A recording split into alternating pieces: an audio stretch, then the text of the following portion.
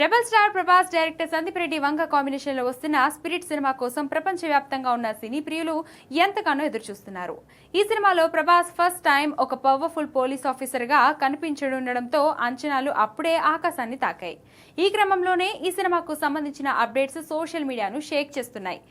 ఇప్పటికే shooting jet speed లో దూసుకుపోతుండగా ప్రస్తుతం హైదరాబాద్ లో చిత్రీకరణ జరుగుతుంది. అయితే ఇండస్ట్రీ వర్గాల ప్రకారం ఈ ఏడాది నవంబర్ లేదా డిసెంబర్ వరకు స్పిరిట్ చిత్రానికి సంబంధించిన పూర్తి షూటింగ్ ను ముగించేయాలని దర్శకుడు సందీప్ రెడ్డి వంగ పక్కా ప్లానింగ్ తో ఉన్నట్లు తెలుస్తుంది.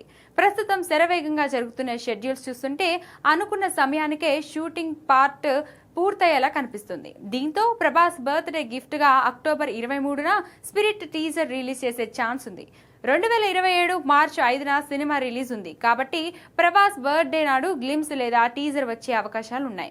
అభిమానులు కూడా ఈసారి ప్రభాస్ బర్త్డేకి స్పిరిట్ టీజర్ రావడం పక్కా అని ఫిక్స్ అయిపోయారు. సందీప్ రెడ్డి వంగ మార్క్ రగడ్ పోలీస్ ఆఫీసర్ గా ప్రభాస్ స్క్రీన్ ప్రెజెన్స్ ఎలా ఉండబోతుందో అనే ఆతృత అందరిలోనూ నెలకొంది.